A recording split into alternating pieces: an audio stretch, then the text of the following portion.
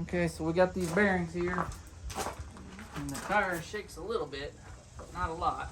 So I'm trying to get that done. A while ago we had it, there it goes. Yeah. You can see all that play in it right there. Yeah. And then it's making some noise. Doubt you'll be able to hear that on the camera, but when you spin it around, you can kind of hear that hum. So we're gonna get this tire off and change it for my brother. It works.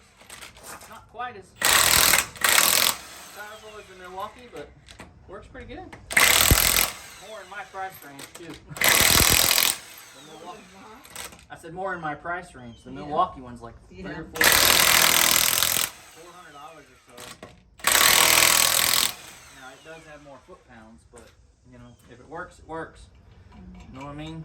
That's exactly right. Basically, you don't got the money for a $400 one.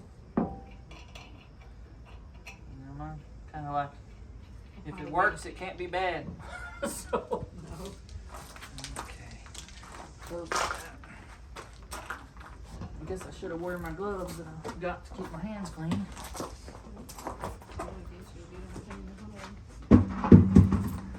Gotta get that cap off, the caliper, and the rotor, and then we can start actually getting to the hub.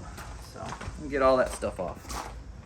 And the cable here, it comes up here. Gotta take that clip out, unhook it here, and then there's one right here, and just take them off, snap it off, because the ABS sensor and stuff comes with the new wheel hub. But as expected, we had some tough bolts. Even the impact won't take these caliper brackets off. So I got the PB blaster and put it on there once already. I might do another round before I try again, and then we'll see if we can get it off.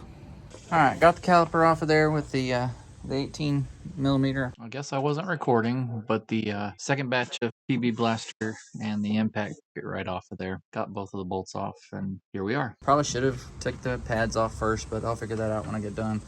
And then I just tied it up here on top so it doesn't fall down and break the brake lines. And then I guess I got found this T30 here, and that just takes that bolt off, and hopefully the rotor will just come right off. And it did. All right. People enjoyed these cars. Yeah. I mean, how hard would that have been for us to fix? Not very hard at all. Yeah. Get you a little screwdriver to pry this off, and you just gotta keep going around and around until it comes off. So it'll eventually work it out itself out of there and whatnot, but one of these days. So, yeah, now go to the bigger one here. I got a little crack in there. I think I can get it with the bigger one. There we go. That's nice about down in there, all of those mountains there and everything. There's so many lakes that come up in there and stuff. There we go. Popped off. Okay, so I got this top one off, but I'm gonna have to turn the wheel the other direction so I can get my impact on these other two bolts for the hub. So we've got everything off here except for the hub so far. And there's the 3 bolts, one kind of up here at the top, and then one down here and one on this side. But you may have to spin your wheel left and right to get to the caliper bolts and those bolts. So I'm gonna spin it around the other way.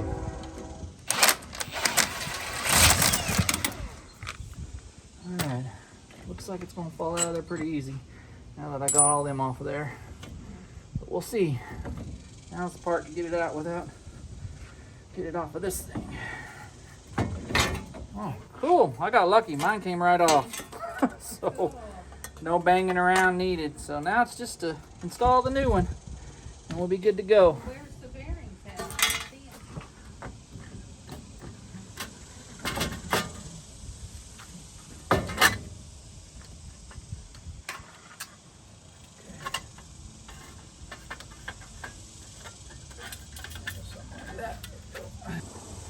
Just gotta get them all started and then kind of tighten them down in a star pattern so they're all even, you know.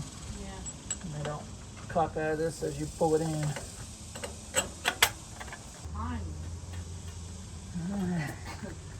Alright, now I'm just going to take these down and torque them. I don't have the torque specs yet. I'll have to look that up and then I'll put it on here. Just do them all in kind of evenly so you don't go in crooked.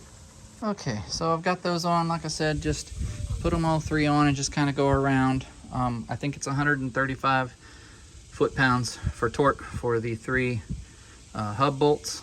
And then when you do this bolt, I think it said 185 or 188, I don't remember. And then that's the last. So now I just got to put the rotor back on, bring the caliper down, put it back on. May have to take the pads out like I said earlier, but maybe there's enough give. I can just compress the piston and get it back over the rotor. We'll see.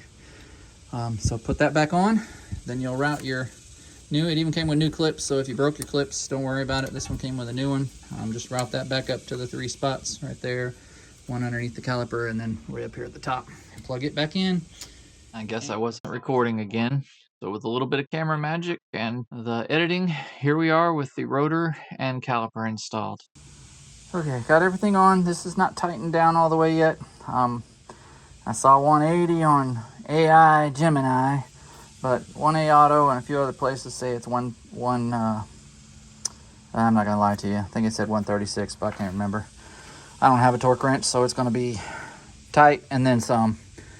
And then just put your new clips in these 2 spots, plug it in up here to the adapter here, and then it comes with a new clip there to put all of that in. So you should be good to go. Got that. And then there's 2 holes up here for that. Push it down. And now you got your new ABS sensor and your new hub on. Put the tire, tighten this up, and take it for a test drive. Okay, took it for a test drive. Everything's checks out, doesn't make the sound anymore. And I think she's fixed. So anyway, as I say, always get out there, do something, and we'll catch you in the next video. Thanks for watching.